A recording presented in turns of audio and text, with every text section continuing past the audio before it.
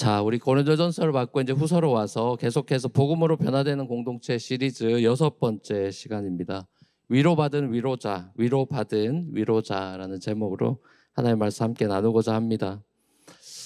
누군가를 위로한다는 것은 참 중요한 일인데 모든 일이 그렇듯이 참 중요한 일은 참 쉽지가 않죠, 그렇죠? 굉장히 중요한 거는 참 쉽지가 않아요. 근데 위로한다는 건 너무나 중요한 일인데 쉽지 않은 것 같아요.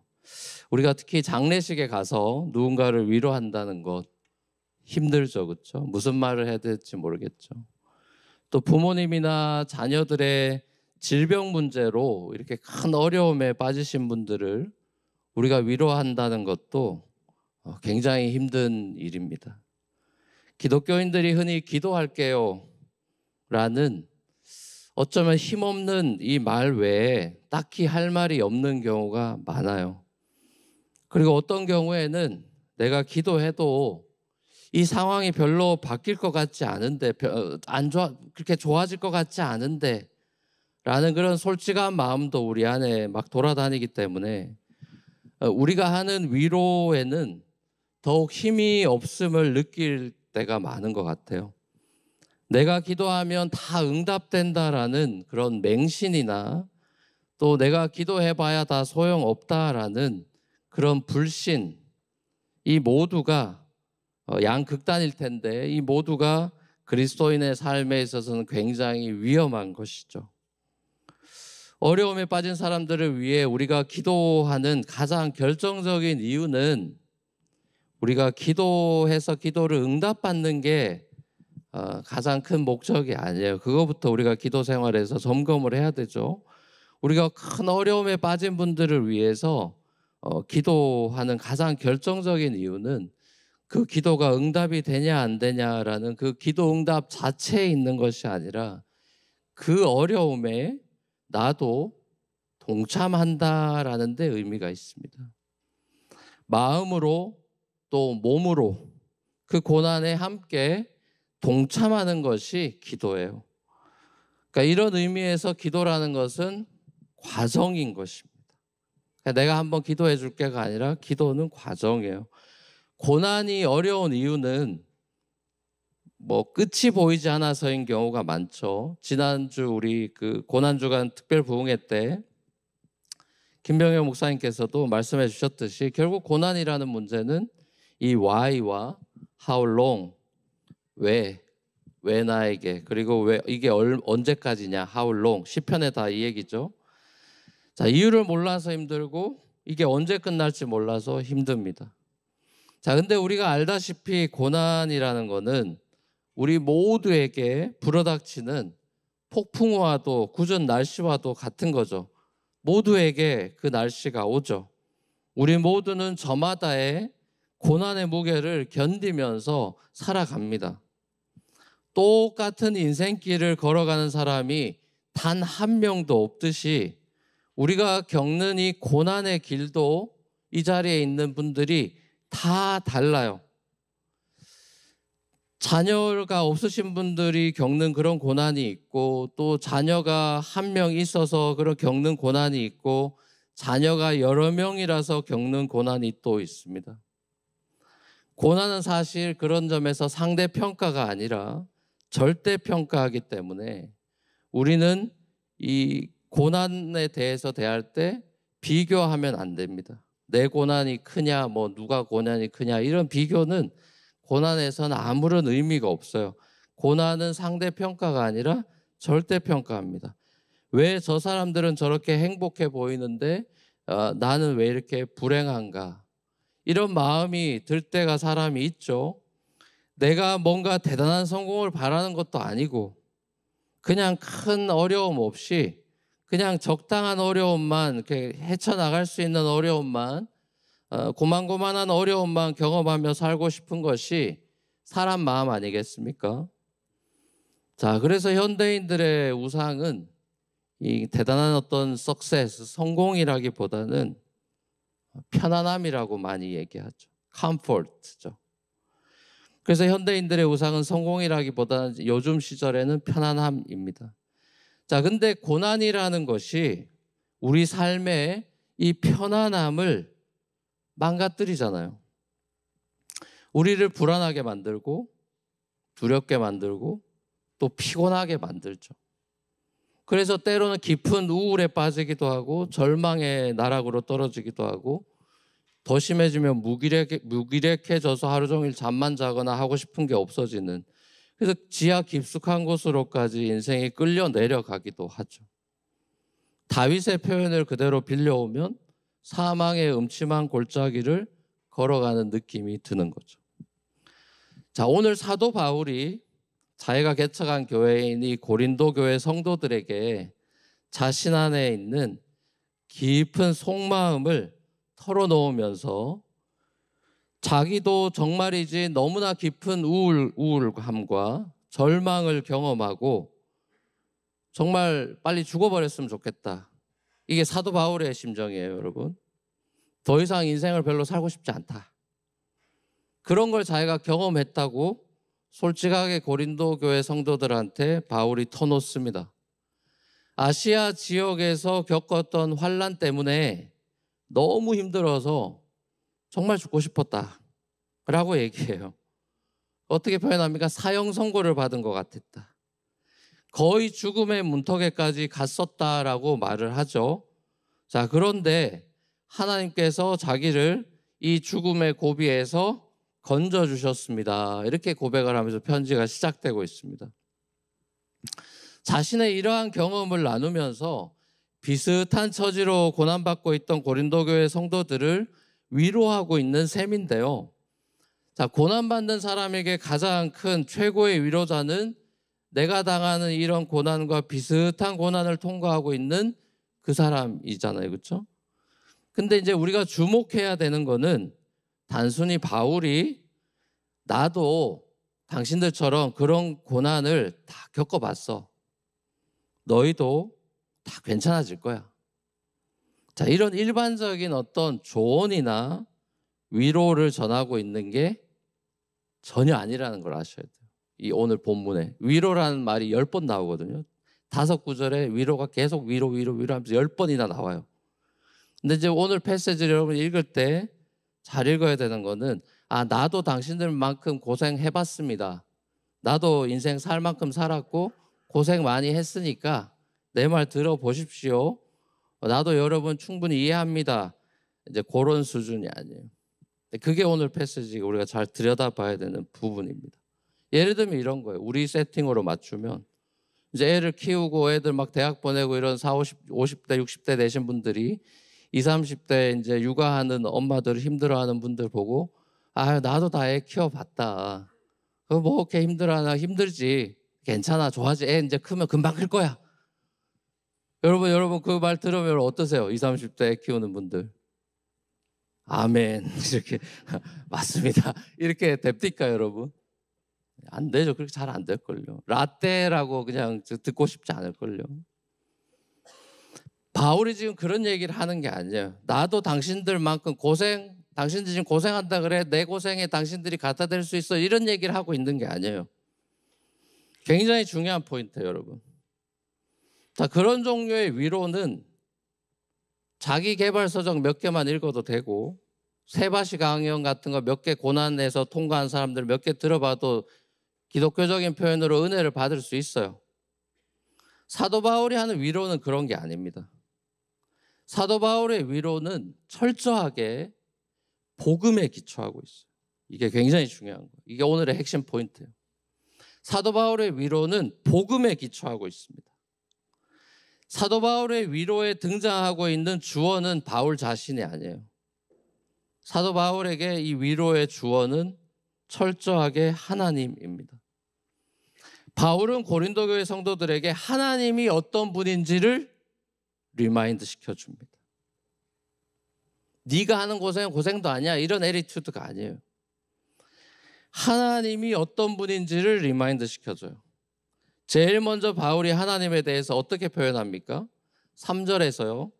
우리 주 예수 그리스도의 아버지 이렇게 표현합니다. 제일 먼저 나오는 것이 우리 주 예수 그리스도의 아버지예요. 그리고 5절에서는 그리스도의 고난이 바울과 디모데, 우리라고 표현된 건 바울과 디모데예요. 우리에게 넘친다라고 말하고 있어요.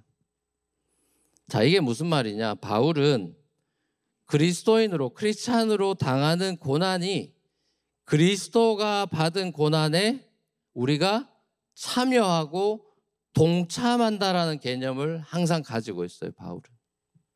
나만 뭐 죽겠다 이런 게 아니고, 바울의 이 고난에 대한 컨셉은 크리스찬으로서 고난을 당하고 있다면은 그거는 그리스도 안에 있기 때문에 그리스도가 받은 고난에 동참하고 있다라는 개념을 가지고 있어요.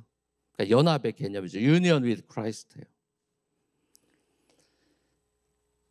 바울은 자기 죄 때문에 뭔가 잘못해가지고 하나님께서 나를 치시고 벌 주셔서 고난당하고 있는 것이 아니라, 자기가 그리스도를 전하는 복음 전도자로서 그리스도처럼 고난받는 것이 하나님의 뜻이다라는 것을 알고 있어요. 당시 고린도 교회 성도들 사이에서는 어떤 일이 벌어졌냐, 여러 가지 그 컨텍스트를 여러분이 고린도 전서 읽어봤고 후서도 지금 시리즈 시작해서 큐티를 하고 있는데, 제가 여러분에게 권면하고 싶은 거는, 이런 새로운 책을 시작하면 여러분 꼭 시간을 내서 그 처음부터 끝까지 다 읽어야 돼요. 1장부터 16장까지 다 읽어야 이 앞에 왜 이런 소리를 하는지를 알 수가 있어요. 그냥 제 설교만 듣고 전체를 안 읽으면은, 뭐 제가 시간이 많지 않으니까 다 설명을 해드릴 수가 없잖아요. 앉은 자리에서 읽으면은 2시간이 안 걸립니다. 1시간 반, 뭐 아니면 듣는 거 요즘 유튜브니 뭐니 잘 돼 있잖아요. 그 한 1.5배속이나 그렇게 들으면 쏙쏙 들어올 수 있습니다. 그래서 딱 듣고, 아, 바울은 지금 이런 얘기 하고 싶은 거구나를 느끼셔야 돼요. 그래야 제가 이렇게 설교할 때 이게 여러분 커넥트가 될 겁니다. 자, 아무튼 고린도 교회 컨텍스트는 여러 가지가 있는데, 그 중에 하나가 바울에 대해서, 사도 바울의 사도권, 사도라는 것에 대해서 인정을 안 하는 분위기가 많았어요. 개척교회 목사인데도 불구하고 자기들 개척교회 목사에 대해서 이 양반이 사도다라고 인정을 안 했어요. 자, 무엇보다 바울이 사도라고 인정하기에는 너무 초라한 거예요, 쉽게 말하면. 너무 고난도 많이 당하고 하는 것마다 일이 잘 안 되는 거예요. 그래서 폼나게, 사도라면서 폼나게 사역을 못하고 늘 도망다니고 쫓겨다니고 매맞고, 막 심지어 몸에 질병도 있고 고생을 너무 많이 하면서 지낸다는 것에 대해서, 뭐 지금도 우리가 예수 믿으면서 그런 마인드가 있긴 하지만 고대엔 더 심했던 게 뭐냐면은, 뭐 질병이 있다거나 고생을 많이 하면 이게 신의 노여움을 샀다라는 그런 개념들이 고대의 세계관이 있기 때문에, 뭐 욥기도 다 마찬가지죠. 자, 그런 이 고린도 교회 성도들에게 사도 바울이 복음은 그런 게 아니라고 얘기하는 거예요. 복음의 역설에 대해서 얘기하는 거예요. 고린도후서를 잘 읽어보십시오. 그래서 바울은 맨날 약함을 자랑하고요. 당신들이 이런 거 자랑하지만 나는 약한 거 자랑한다. 맨날 그런 얘기합니다. 복음의 역설에 대해서 이 고린도후서 편지에 많이 강조되고 있는 걸 봐요.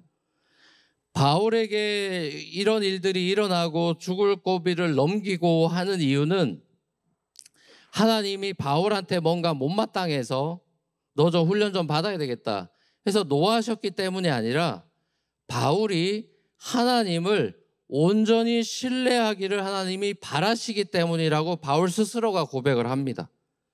그게 이제 9절 말씀이죠. 하나님이 어떤 하나님이시기에 온전히 신뢰할 수 있느냐. 그게 바울의 고백이에요. 9절 말씀이에요. 같이 한번 읽어보겠습니다. 같이 한번 읽겠습니다. 시작. 우리는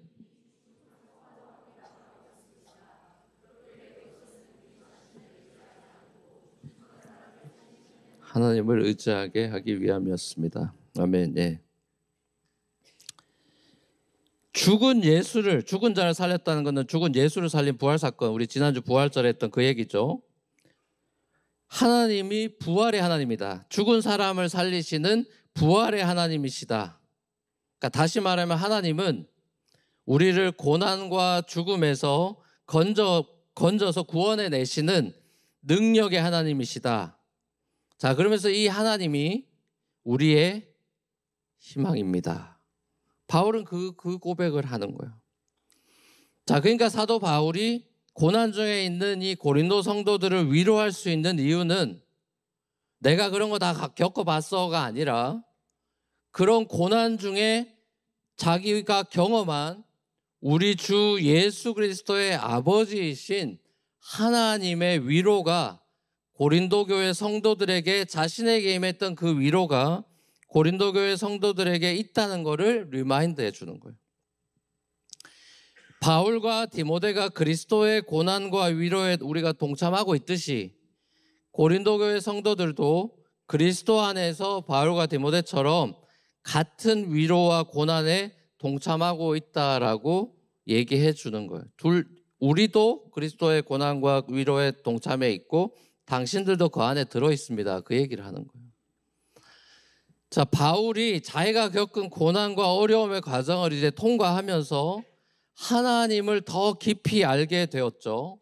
그래서 우리가 바울 서신을 쫙 읽어 나가면 점점 바울이 신학적으로 깊어지는 걸 보게 되죠. 자, 바울이 만난 하나님은 3절과 4절에 나오는 첫 찬양의 가사처럼 자비로우신 아버지, 온갖 위로를 주시는 하나님, 온갖 환난 가운데서 우리를 위로하여 주시는 분이다, 이렇게 고백하고 있죠. 그런 하나님이에요.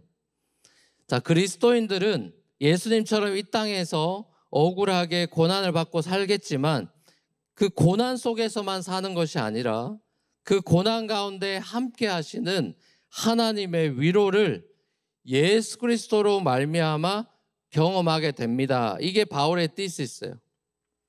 자, 그리고 바울이 이 하나님의 위로하심의 특징이라고 하는 것이 하나님께서 환난 중에 있는 그 한 사람, 그 스페시픽한 그 한 사람만을 위로하는 거로 끝나는 게 목적이 아니라 하나님의 그 위로하심을 경험한 그 한 사람이 모든 환난 중에 있는 다른 사람들을 위로하게 하는 위로에 이어 달리기를 계획하신다는 거예요.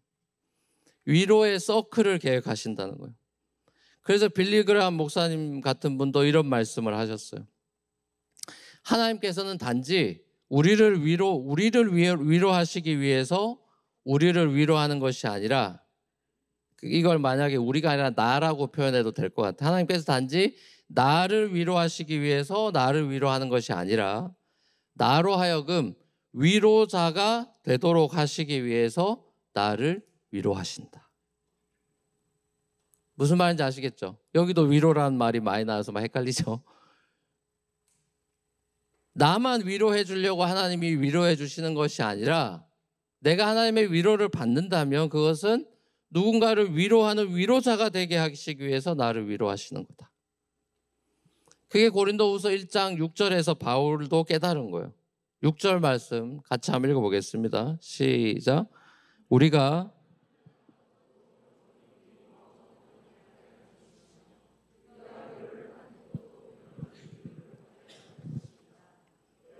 위로로 우리가 당하는 견뎌냅니다. 네, 아멘. 바울의 고난과 위로가 이분들하고 연결되어 있다는 걸 바울은 항상 생각해요. 나만 죽겠다가 아니에요. 그런 마인드가 아니에요. 나만 위로받아 좋다 이런 마인드도 아니에요. 공동체예요. 자, 결국 사도 바울은 고난 중에 자기를 위해 고난받는 예수님을 보면서 위로를 받은 거고, 고린도 성도들은 고난당하는 사도 바울을 보면서 또 위로를 받는 겁니다. 바울은 예수님 바라보면서 아, 예수님이 나를 위해 고난받고 저러고 계시는구나, 그걸 이제 깨닫는 거고, 그러면서 고린도 성도들은 바울을 보면서 또 그거를 깨닫고 위로를 받으라, 이 소리죠. 자, 한 사람의 고난이 그 한 사람의 고난으로 끝이 나지 않는다. 고난을 통해서 우리 모두는 다 연결된다. 다시 말하면 예수님의 고난이, 예수님이 십자가에 죽고 뭐 침뱉음 당하고 우리 성금요 예배도 드리고 했는데 예수님의 그 서퍼링이 나랑 아무 상관없는 게 아니고, 예수님이 하나님 아버지로부터 받은 위로가 나랑 아무 상관없는 게 아니라, 또 예수님의 부활이 나랑 아무런 상관없는 히스토릭 팩트가 아니죠. 아니, 상관이 없는 정도가 아니라 너무나 나와 밀접하게 연결되어 있는 거죠. 그렇죠? 왜냐? 예수를 믿는다는 게 뭡니까? 예수를 믿는다는 거는 예수의 고난과 위로와 부활에 나도 동참한다는 거죠. 그게 바울의 신학이에요. Union with Christ. 처음부터 끝까지 and 크리스토, in Christ란 말이 얼마나 많이 나옵니까? 우리가 그리스도 안에 있다. Union with Christ예요. 예수를 믿는다는 거는 예수의 고난에도 동참하고 예수가 경험했던 위로에도 나도 경험해보고 예수가 부활한 부활도 나도 경험한다. 그 소리거든요. 그게 바울의 신학이에요. 모든 그리스도인들은 그리스도의 고난과 위로와 부활에 다 participate 하는 겁니다. 자, 그러니까 오늘 본문에서 우리가 발견하는 오늘 본문에서 발견하는 우리 성도들이 고난받는 이유는 두 가지로 정리할 수가 있어요. 뭐 여러 가지 이유가 있겠지만 오늘 본문에만 충실한다면 오늘 본문에 충실할 때 바울이 이야기하는 우리가 고난받는 이유는 두 가지예요. 자, 그 한 가지는 우리가 우리 자신을 의지하지 않고 죽은 사람을 살리시는 그 부활의 하나님이죠. 그 하나님을 의지하고 하나님께만 희망을 두게 하기 위해서 우리가 고난을 받고 있다. 그게 9절과 10절의 내용이고, 두 번째 이유는 다른 사람의 고난에 우리가 기도로 동참해서 하나님이 베푸시는 은총으로 인해서 하나님께 우리가 감사드리게 하기 위해서 고난을 당한다. 두 가지 이유를 이야기하고 있어요. 그렇죠. 고난을 통해서 우리가 비로소 하나님께 매달립니다. 편안하면 기도 안 하잖아요. 편안한데 기도하는 사람은 정말 대단한 사람이죠. 그런 분 보셨어요? 삶이 막 돈도 잘 벌고 하는 거 다 잘 되고 맘만 먹으면 다 잘 되는 분이 겸손하게 막 와서 우리 뉴저지 특별기도회 수요 예배 새벽 예배 와서 막 눈물 흘리면서 기도합니까 여러분? 저 그런 사람 거의 못 본 것 같은데요. 고난을 통해서 비로소 우리가 하나님 앞에 기도하고 매달립니다. 나 자신에게서 희망을 발견할 수 없고 희망이 내 바깥에 있고 내 희망이 오직 하나님께만 있음을 고난을 통해서 우리가 깨닫잖아요. 우리가 하나님께만 희망을 두고 하나님만 붙잡고 나아갈 때 그때야 비로소 하나님은 우리를 위로해 주십니다. 내가 편안하면 내가 하나님의 위로를 필요로 하지도 않고 그러니까 느낄 수가 없죠. 위로가 필요 없는데 어떻게 위로를 느껴요? 하나님께만 희망을 두고 하나님께 매달리고 하나님의 위로를 구하고 나아갈 때 바울이 그 하나님의 위로 온갖 위로를 경험했다 그러죠. 자, 많은 경우 하나님은 사람을 통해서 우리를 또한 위로해 주십니다. 고난 중에 하나님으로부터 오는 위로를 경험한 그 사람들을 통해서 하나님은 우리를 위로해 주시죠. 그게 우리가 지지난주 그 고난주간 특별부흥회 통해서 그 엄청난 고난 중에 하나님을 깊이 만난 그 김병현 목사님 통해서 하나님 우리에게 오셔서 하나님 우리를 위로해 주시는 위로하심 우리가 부흥회 때 경험한 거죠.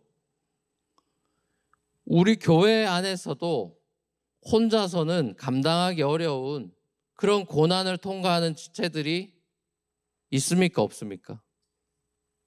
여러분 우리 교회 안에 다 편안하게 잘 사는 분만 있습니까? 어려운 중에 고난을 겪으면서 또 힘들어하는 지체들이 있습니까? 어떻습니까 여러분? 전자예요? 후자예요? 다 편안해요? 아니면 어려운 분도 있어요? 말하기 싫으면 뭐 있잖아요 여러분. 전 기도할 때 그분들을 제일 먼저 기도해요. 눈 감으면 그분들이 제일 먼저 그냥 자동으로 떠올라요.